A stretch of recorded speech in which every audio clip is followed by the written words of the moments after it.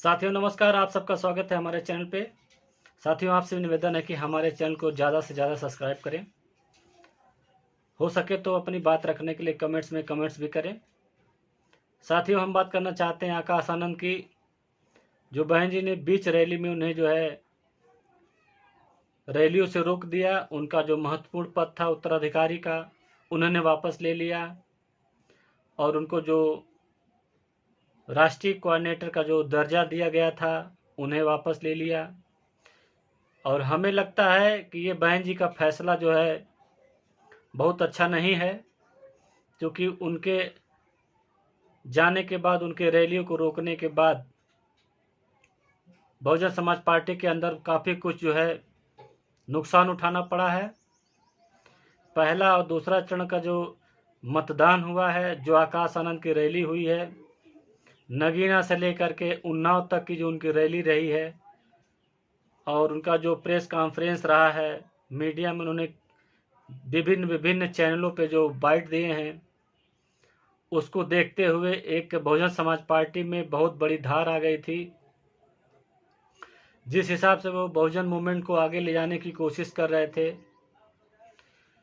किन्हीं दो चार शब्दों की वजह से बहन जी ने उन्हें जो है इतना बड़ा पद छीन ली, वापस ले ली, जिसका बहुजन समाज पार्टी को बहुत काफ़ी नुकसान हुआ है। बाकी जो 5 चरण के जो मतदान होने हैं या हो गए हैं, क्योंकि 6 चरण का तो हो चुका है, 7वां चरण बाकी है, लेकिन अभी तक बहुजन समाज पार्टी उस हिसाब से उभर नहीं पाई है। जिस हिसाब से पहले 2 चरण का जो मतदान हुआ है, बहुजन समाज पार्टी लीड लेती हुई नजर आई और भारतीय जनता पार्टी से वो डायरेक्ट लड़ती हुई नजर आई। बहन जी ने 22-23 मुसलमानों को टिकट तो दिया है, लेकिन मुस्लिम कैंडिडेट को डाइवर्ट नहीं हुआ है, यानी उनकी तरफ नहीं गया है। मुस्लिमों को ज़्यादातर वोट जो है गठबंधन के फेवर में जाता हुआ नजर आया है। इसमें सबसे बड़ी कमी तो ऐसे दिखाई दे रही है कि जो है बहन जी का ये सबसे बड़ा कमी है। बीच रैली में, बीच चुनाव में आकाश आनंद के ऊपर इतना बड़ा एक्शन उनको नहीं लेना चाहिए था। हालांकि वो बहुत बड़ी नेता हैं, हमारी सर्वोपरि हैं, लेकिन उनके इस तरह के फैसले जो आते हैं, चौंकाने वाले फैसले आते हैं, वो पार्टी हित में नहीं देखती हैं। ऐसे फैसले तो करती आती हैं, लेकिन मिला जुला करके नुकसान तो बहुजन समाज पार्टी और बहुजन समाज के लोगों का है। ऐसे में बहन जी जो निर्णय लेती हैं, सबको पता है कि बहुत ही कठोर निर्णय लेती हैं। वो एक पार्टी को संदेश देने का काम किए हैं। चाहे आकाश आनंद हुए, चाहे कोई कार्यकर्ता हुआ, अगर कोई भी अनुशासनहीनता का काम करता है तो उन्हें पार्टी से बाहर होना पड़ेगा, ऐसा उन्होंने संदेश दिया है। लेकिन सिर्फ संदेश देने से काम नहीं चलता है। पार्टी को, मूवमेंट को और उसके साथ साथ जो है बहुजन समाज के लोग को आगे ले जाने की ज़रूरत है। बहुजन समाज पार्टी आज बहुत ही आगे होती।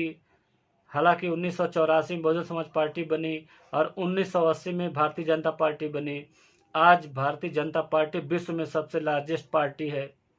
सिर्फ 4 साल बड़ी है बहुजन समाज पार्टी से भारतीय जनता पार्टी, जबकि बहुजन समाज पार्टी के पास एक मिशन मूवमेंट था।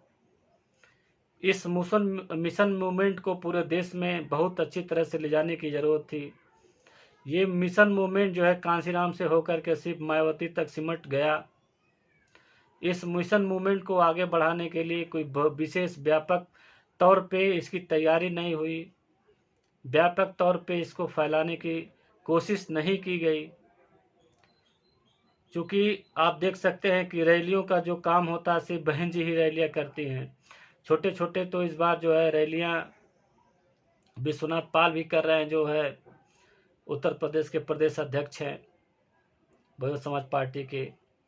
लेकिन जो रैलियों में भीड़ आता है वो बहन जी को देखने को आता है, उतना तो उनको वोट मिलता है, लेकिन उस वोट से वो उनकी कोई सीट नहीं निकल सकती है। सीट निकलने के लिए तो 4-10% वोट और ज़रूरत पड़ती है। ऐसे में बहन जी मार सिर्फ यही खाती हैं कि जो है और जो उसमें ऐड होना है वोट का, प्रत्याशी का, जिस बिरादरी का प्रत्याशी हो उसके बिरादरी को अगर 100% वोट उनको कर देते हैं तब वो प्रत्याशी जीतने के कगार पे होते हैं। अन्यथा जो उनका बहुजन समाज पार्टी का बेस वोट है बहन जी के साथ ही रहता है। मैं आपको एक बात और बताना चाहता हूं कि दलित का जो कहा गया कि दलित जो है लगभग 20 से 21% उत्तर प्रदेश के अंदर है, लेकिन उनको जो पिछला विधानसभा का चुनाव हुआ था 2022 का, उसमें से लगभग 13% के आसपास वोट बहन जी को मिला था। इसका मतलब सीधा होता कि दलित वोट भी जो है बहन जी से खिसक गया है। सिर्फ दलित में जाटव या उसे चमार कह सकते हैं, पूर्वांचल में चमार कहते हैं और पश्चिम में उसे जो है जाटव कहते हैं। सिर्फ यही वोट ऐसा है जो बहन जी के साथ खड़ा है।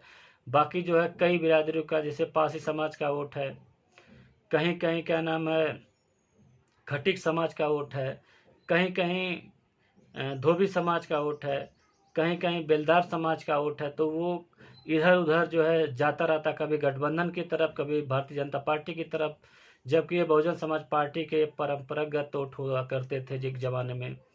लेकिन आज के समय में बहन जी तक ही सब कुछ सीमित है।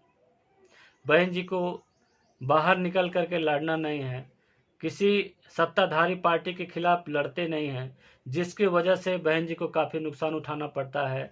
और जानते ही हैं कि मीडिया ट्रायल कैसे होता है, मीडिया कैसे घेरती है।